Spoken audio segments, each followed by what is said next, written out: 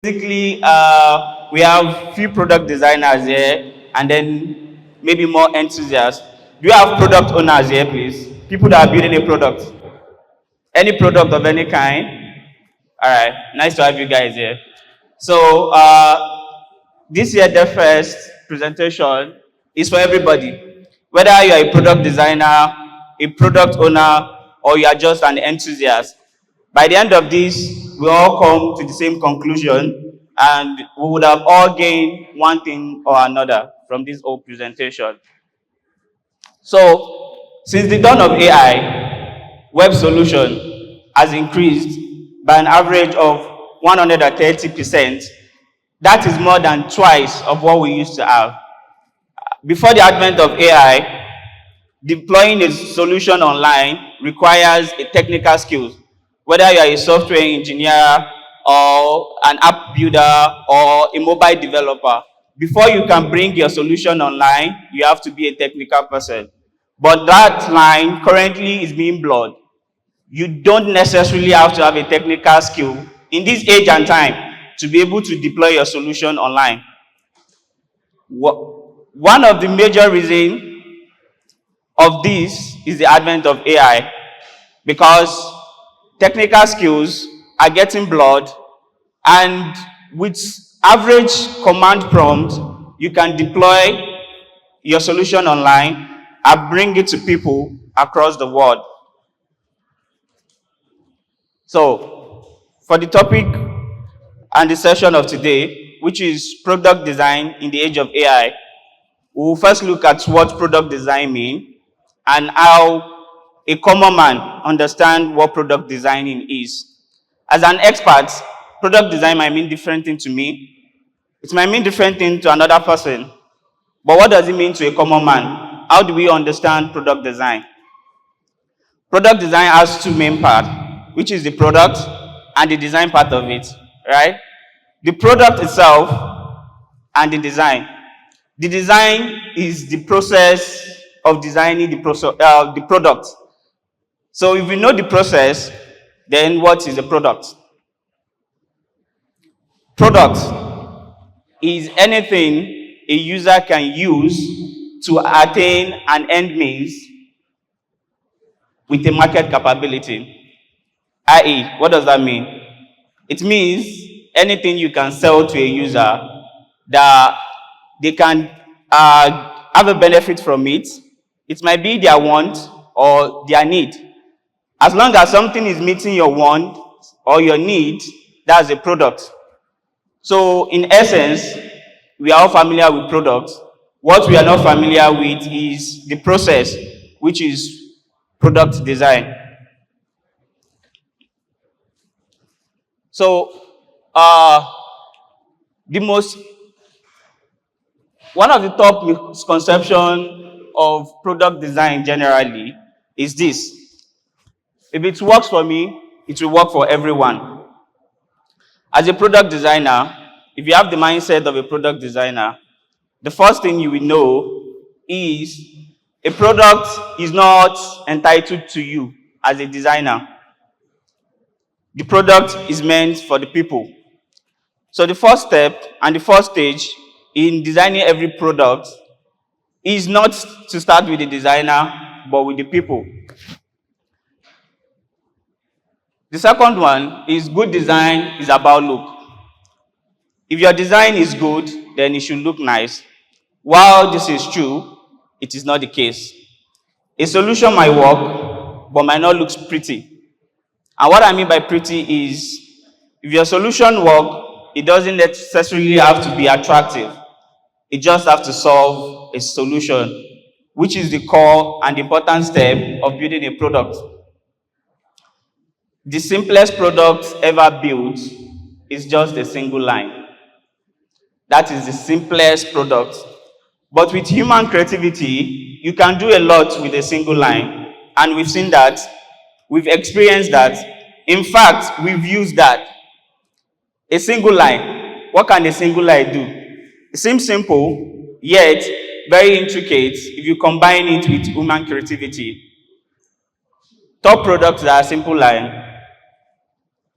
This is a simple line. This is a product, but it's just a line.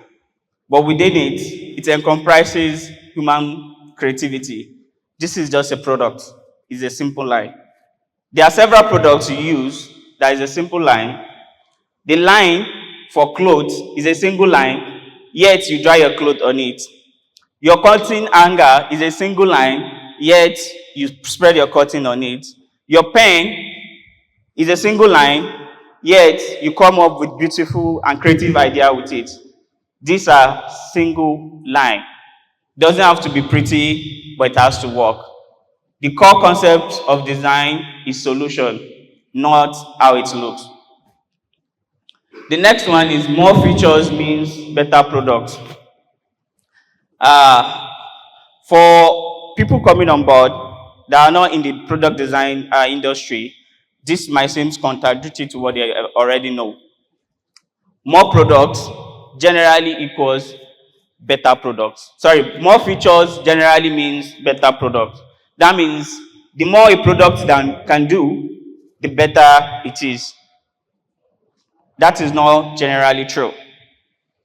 A product can be simple, it can be intricate, at the same time solve several solutions without being complex, without having more features. There are several products that does it. Before the advent of AI, before the dawn of AI, people come with several solutions and they have different ways and method of approaching coming up with a solution. The easiest one is human interaction. For whatever product you want to build, for whatever solution you want to employ, your target audience is always human. So you have to have them in mind and you have to contact them. You have to reach out to them to get insights on your product. This is the last part. Technology is the most important part. If you are building a product, especially in this era, in this age, most people focus on the technology part of things. And what I mean by the technology part of things is a solution does not necessarily have to include technology to be a solution. As a product designer, generally, you understand this. And as I say, before the end of this, we all come to the same conclusion. A product doesn't have to include technology to solve a solution. You can solve a single solution with simple ideas that you can even put on paper. It could be a design. It could be a revamping. It could be an addition. It could be even taking a product, making it lesser than it looks. I'll give an example. We are all familiar with a co-pot, right? The conventional design for a co-pot has the place where you put the charcoal and then the combustion area where winds can come in. This is the basic design of a combustion stove, which is co-pot that we are all used to. But someone come with an idea.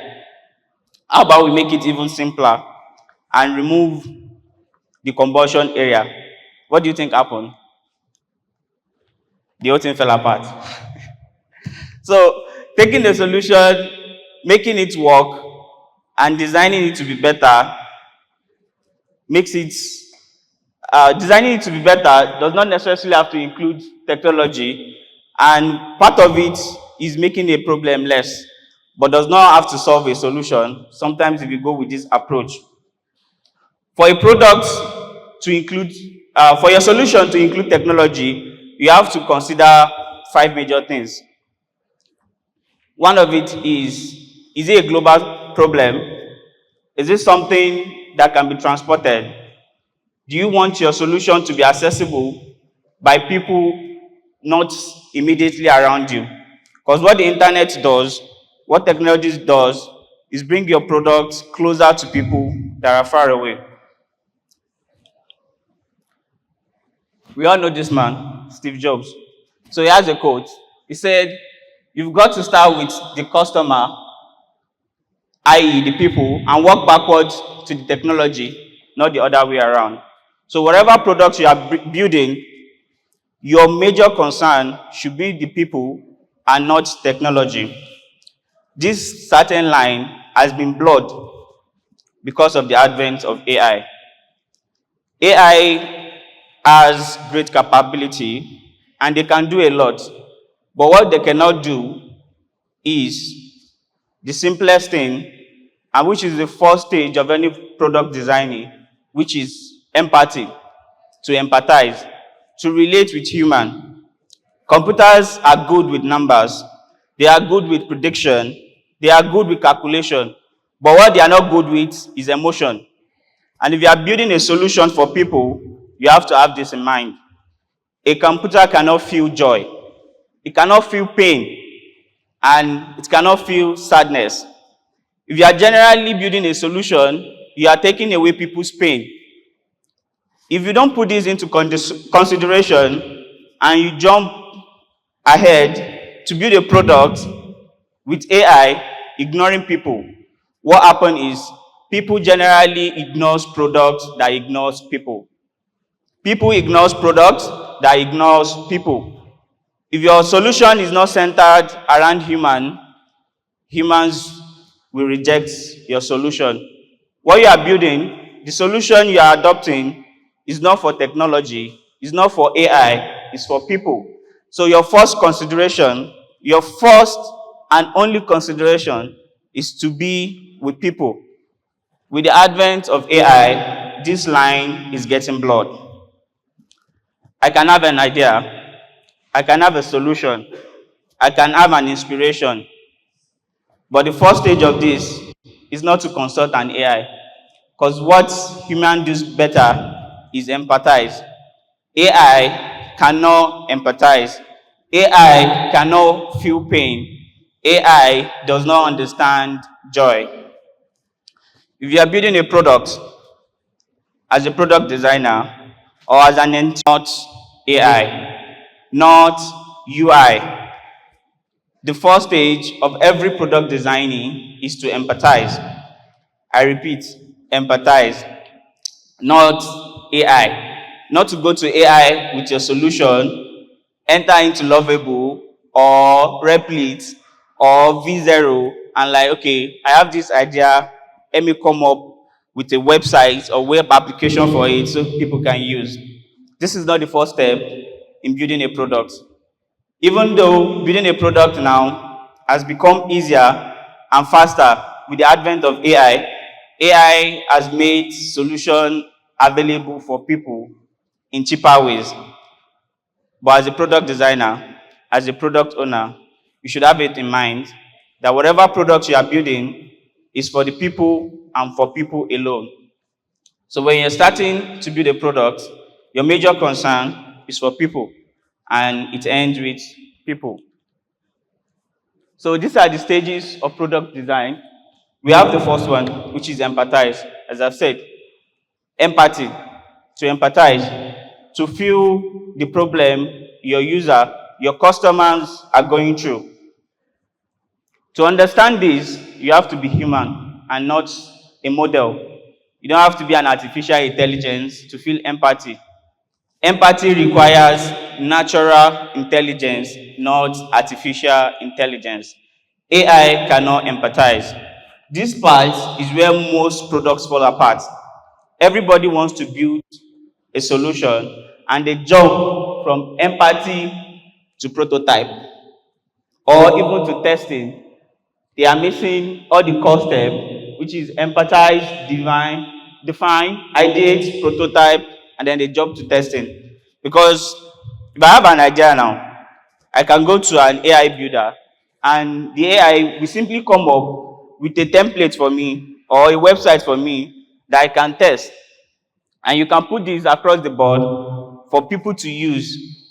And you've missed several steps that make your product a product. Because this concept, this core part of product designing should not be missing in every product that is meant for human. These steps, these stages are not negotiable if you are building a product. As a product designer, a product owner, or an enthusiast, you have to go through all these parts. Empathize, define, ideate, prototype, and test. The next stage is to define. Okay, fine. I understand my product. I empathize with the people. I create a survey, a user story around it. I interview people. I meet with them. I'm building a product. What do you think about it? What's your pain point of this product? The products are similar to this that we have in the market. How do you use it? And what's your headache with it? What's your problem with it? And as an innovator, as a product designer, as a product enthusiast, how can I solve it? This is the first step of building any product. If you want to build a product, you have to reach out to people. Define. Now I want to define my solution. How do I go about it? How do I define my solution? I've gotten feedback from people. I've created a user story. I'm making this work. How do I define the solution for it? From the feedbacks I got from people, obviously, that's the easiest answer to it, right? But there is more to that as well. I can work on the feedback I got from people, but as we all know, not everybody knows what they want, right? Not everybody knows what they want. And as a product designer, it is your job to be able to read between the line of what works for people and what feedback you are getting from them. Even though AI cannot empathize, this is where AI can come in. AI can help you at the defining stage. It can help you scrutinize the data you've collected. It can help you adjust it. It can help you make it better. The next stage is to ideate. You've gotten a solution, you've defined it, you've refined it. Now you are at the ideation stage where you turn your solution into an idea, where you bring your solution to people to make it work. After the ideation stage, you can prototype. Prototyping is just coming up with a solution in the cheapest mode. You want to build solution for people. How do you go about it? You've defined, you've ideated, now you are creating a prototype.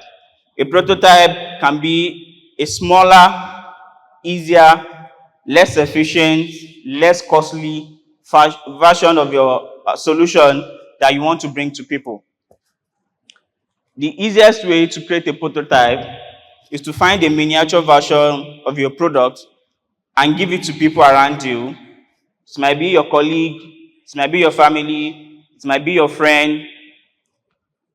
It might even be people you don't know online. It might be random people. They can test your product for you, from the prototype you've created, and they can use this to navigate from them. The process of product design is not linear. We move from empathy to define to ideate to prototype. Now you put your prototype to people, they tested it. What's the next stage? Then you go back. Because when you go back to empathy, and this is what I mean by the process is not linear.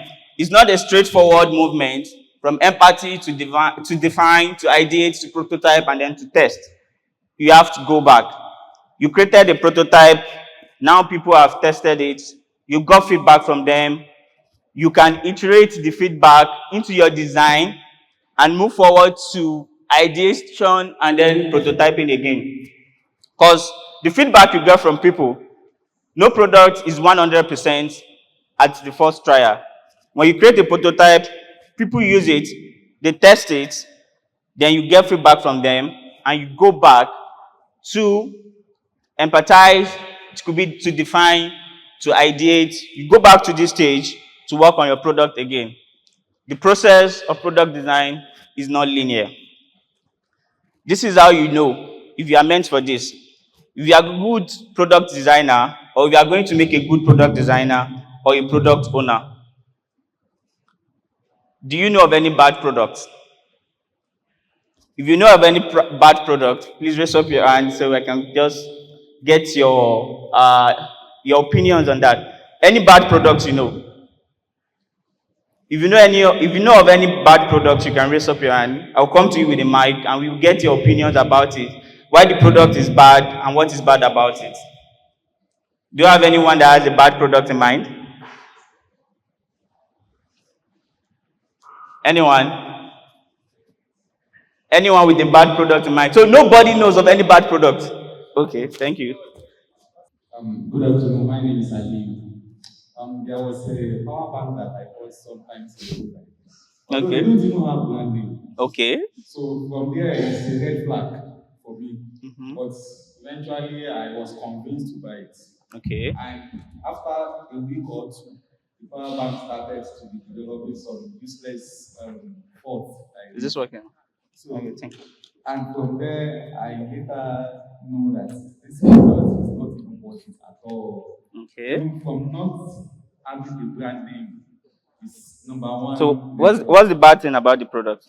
The first thing I detected was the power bank started to be developed hot, heat.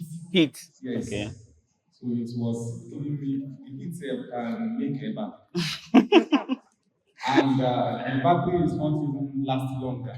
Okay, the battery does not last longer, Yes. which doesn't serve your needs, At right? All right, all. thank you. So we have one bad product. As you said? Yeah, sure. This is a bad product. Okay, sorry. Thank you. Okay, I said WhatsApp. Okay. Although people will feel like Why but WhatsApp?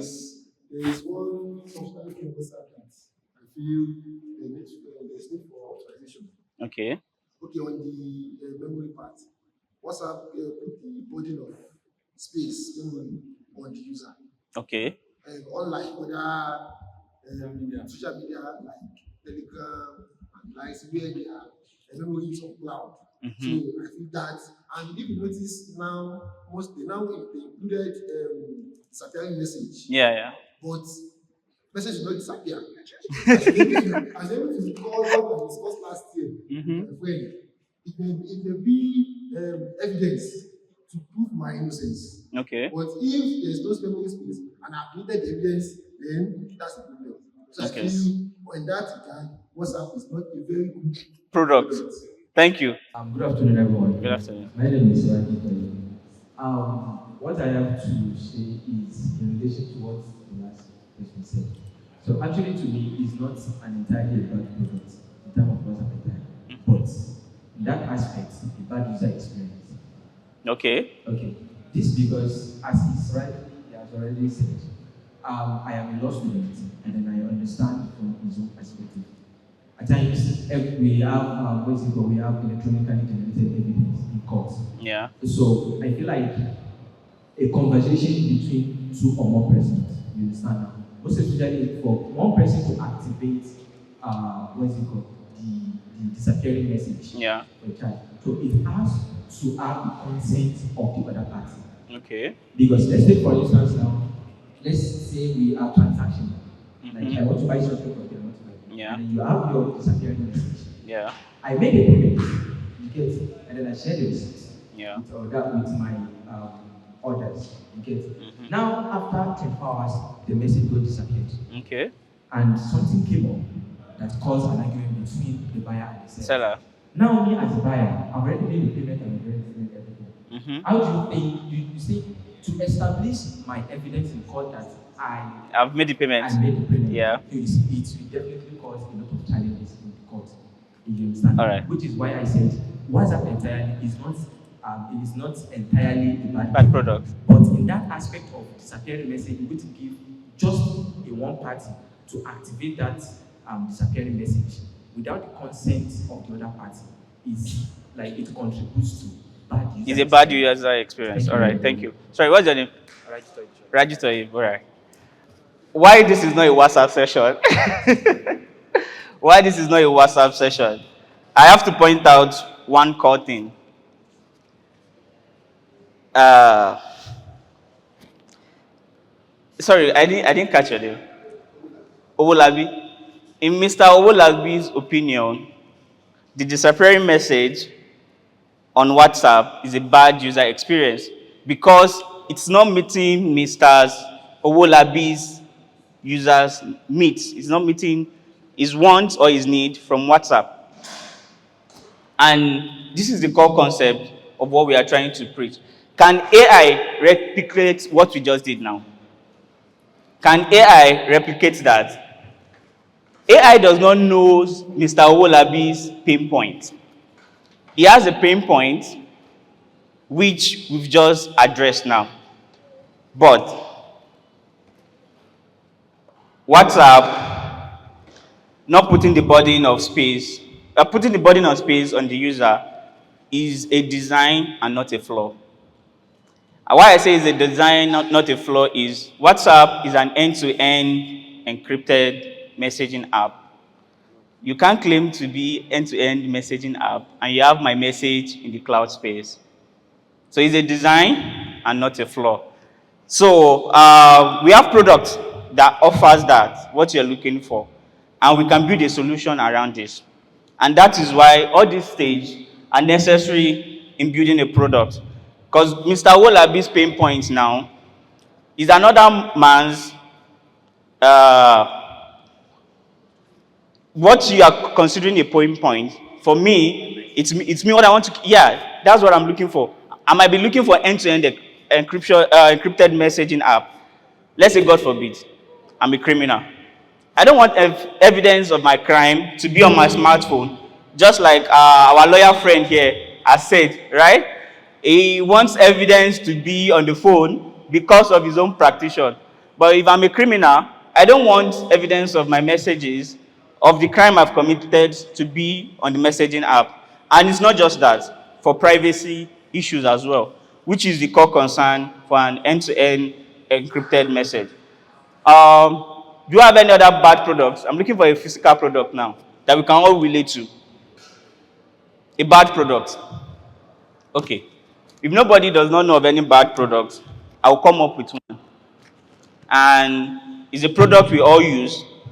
In fact, it's a product we all have. And it's a product we have all been using. In fact, we have two of it. If you have a hand, please raise it up. If you only have a hand, raise it up. If you don't have your hand, you don't need to raise it up. If you have a hand, raise it up, please. If you have a hand, raise it up. You have to, if you have to raise it up. All right. So your hand is a product too. And why is it a product? Why is your hand a product? Your hand is a product because it's something you need and it solves your daily problem. You do a lot with it. In fact, you design with your hand. So what is wrong with the hand? How can we improve on it? We all have the hand. We are all used to it. We have it since the day we've been born. We've all had hands. Maybe apart from some people, but we don't have them in this hall. So what's the problem with the hand? And how can we improve on the hand design? The hand, majorly, consisting of 5 digits. As I said, we are giving an example of bad design. And I said, if you have a hand, we should raise it up. And we want to criticize the hand, right? Mr. Owolabi gave an example of WhatsApp as a bad product, right? Mr. Ali give an example of a power bank he bought that does not meet his needs. And it can cook eba from the heat generated from the power bank. So I came up with a bad product, the one we all have, the one we all use, the hand. And why is the hand a bad product? Why is the hand a bad product? If someone can answer this, I think we'll have a freebie to give away for the person. My name is Yusuf. So a hand is a bad product because it's one that decides, like, it's your mind that decides what you do. But your hand is one you're using. Like, you want to do something now. Like, you want to type a computer. Like, you decided that you want to type a computer. Mm-hmm. You don't be confined to it. No, can you move the microphone closer to what? I want to type this computer. Mm-hmm. But someone is calling me, so please call me. You just leave it. You just leave it. That's typing a computer. Okay. So it is actually your hand that does the things, but it's your mind and hand that decides what you want to do. Okay. It's and we are using like to execute all the the bad execute all the activities. activities, but what you want to do inside your mind and heart. Okay, thank you. Montserrat, right? Yes. All right, thank you. So I don't know if you get what is it Miss or Mrs. Miss Montserrat just said. So I would like to comment on that. Thank you. The ant generally gets the ant. The ant is a tool. The ant generally gets a signal from the brain, and the brain is you. So it is you who is controlling the ant. The ant is just a tool, right? So in that essence, we will not regard ant as a bad product. You are the bad user that is using it anyhow.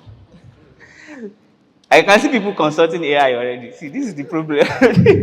This is the problem. Why is the ant a bad design? Hi guys, my name is reshapes. Our hand is a bad product. In as much as we use our hand to do good stuff, it's also applicable for bad stuff.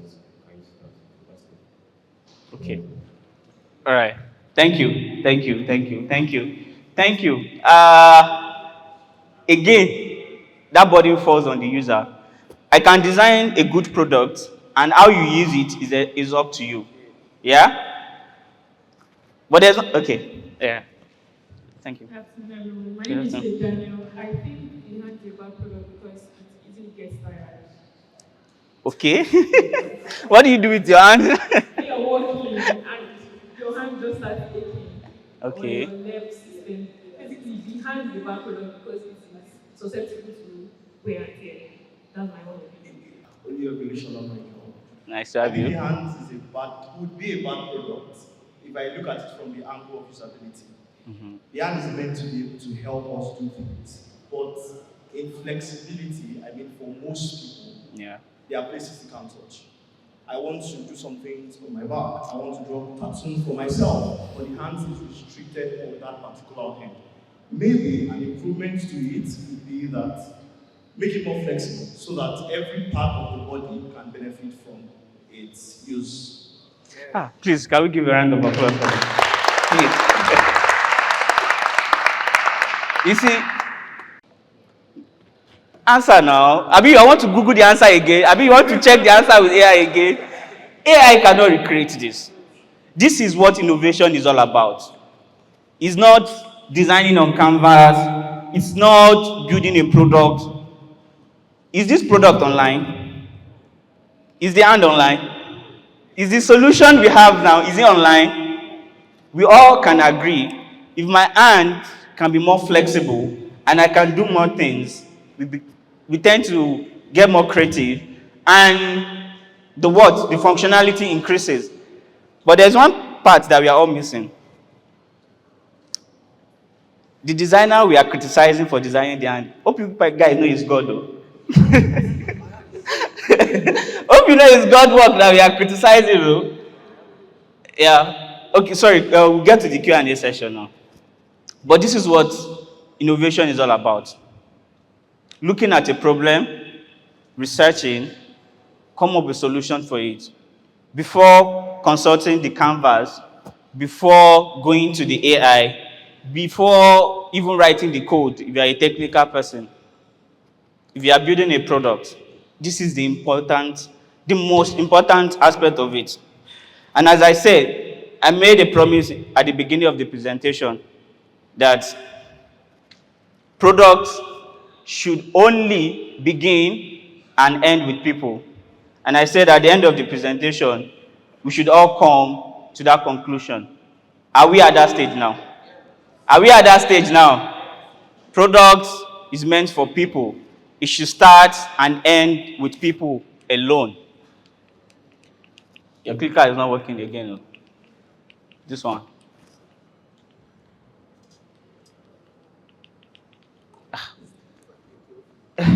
So the clicker is not working again, but you can continue with the session. The most important part of it, if you are having any takeaway from this workshop, is solutions, innovations, ideas. If you're coming up with it, if you're building it, it starts with people and ends with people. You cannot skip. You cannot miss that step. we are building a solution for people. Now, it is easier than ever to come up with a solution online, to have technology embedded, infused in your solution. So people skip the core and critical parts of building a solution, of innovation, of coming up with products, which is the entire process of product designing.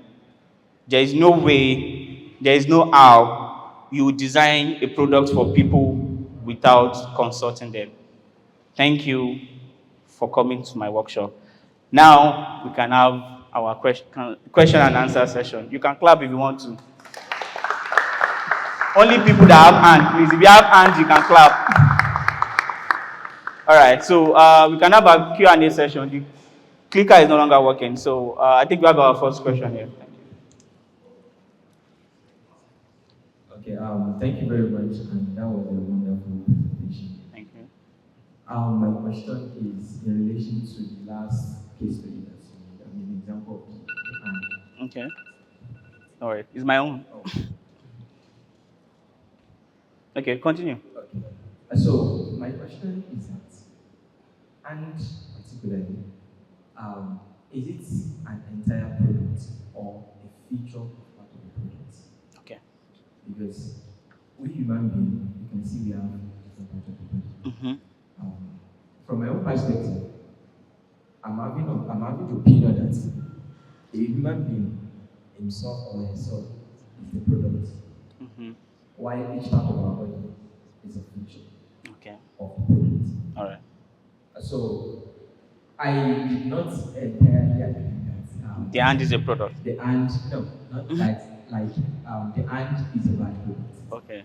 Given with several opinions of people that have raised in terms of why hand is a is a Bad product.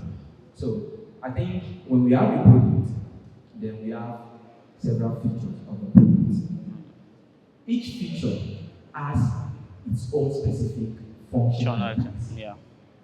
So we human being as a product, our hand as a feature already has several tasks or specific tasks assigned to it. Yeah. So therefore, for users or for we users to want a particular feature to perform one task that is not, you understand, that is not primarily assigned to that feature will be very difficult. Okay. Thank you. Which is why someone earlier mentioned or cited an example of, flexibility. Yes, I think you made an explanation about our brain being connected to our hand, which is naturally how it was being assigned. So for hand to perform, it is subjected to the command of the brain. Yes, thank you very much. Okay. Oh, sorry. What's the question? I get the explanation. So my question is that to you and to the entire people. Yeah. What's your own opinion? Do you entirely believe that hand particularly is a product or a feature of a product? All right. Thank you. That's a wonderful insight. Thank you. And this is what I enjoy about workshops. You don't know what you will get. You don't know what to expect. You don't know how people have comprehension of whatever you're talking about, whatever topic you're discussing on. Yes, this is a workshop. We cannot cover everything about product designing, but we can cover the basic, which is the topic of what we are doing now. We can have products within a product. We can have several products together to achieve a common goal. I will give you an example. We have a car, right? We have a car. Me, I don't have a car. Maybe you do. But let's say we have a car, right? And the car is a product, right? Let's pick a popular car brand. Let's say Benz, right? It's a car, it's a product. The car itself is an entire product. But within the car, we have a tire. There is a company called Michelin. I don't know if you know them. The entire product, the entire company, what they build is tire. Will you say the tire is not a product. Hmm? It's a product on its own. It serves its own use. And they have users that complain too. They do all these stages of design, right? Just to build a tire. And to further on that point, uh, there are prosthetic companies that build hands. You know that, right? That's the entire thing they do, right? So they study and they look at the functionality, how to make it better, and how to make it work. And if you are building a product, as I said, this is last time I'll comment on this, because the designer we are criticizing is who? God. So the hand is perfect as it is, but if you want it to be better, I don't know. You can opt in for it. There is an entire industry for optimizing what we humans have, which is what God has already worked on. And the industry is what? Hmm? Cosmetics, right? Basically, that's what they do. They improve on features in which humans already have, right? There are cosmetic surgeries now. Doesn't mean what you have is not working, but you want it to be what? To be better, right? And maybe at some point in time, we'll be able to create a feature that allows our hand to do everything my Oga here wants to do. Maybe at some point, you can have that feature embedded into the human hand. I think we can take one final question before we wrap it up. All right. Is it a comment or a question? All right. Okay, so I'm just going to try and explain the difference, right? As a product manager, this is a question I get a lot. What defines a feature and a product? Exactly. It is the user's perspective, right? So when you think of a feature, think of something that cannot work independently, right? When you think of a product is a standalone solution that can work independently. However, an item could be true for a feature, and it could also be true for a product. Yeah. So in the example you gave for the tire for the car, when you think of the use from the perspective of it being used in the car, it is feature. But when you think of it from the use of the boy on your street that is rolling the tire, right? It's a product. Do you understand? So when an item or a solution can stand on its own, you say it's a product. That means you can sell it as an individual unit.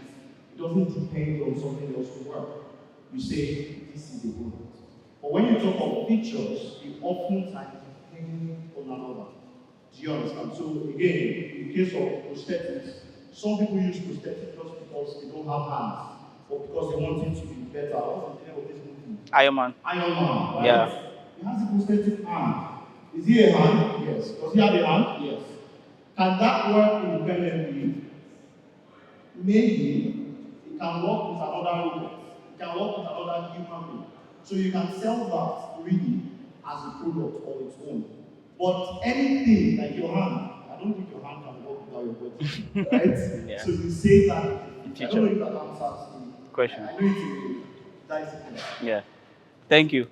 Thank you for the wonderful comment. All right. One last question, and then we can wrap this up. Any question? Any question? If you don't have one, I have one for you. Should I ask my question? Yeah, ask my question. Okay.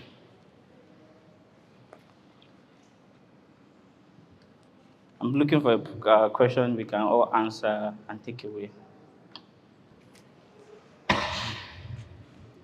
We've discussed about bad design and bad product.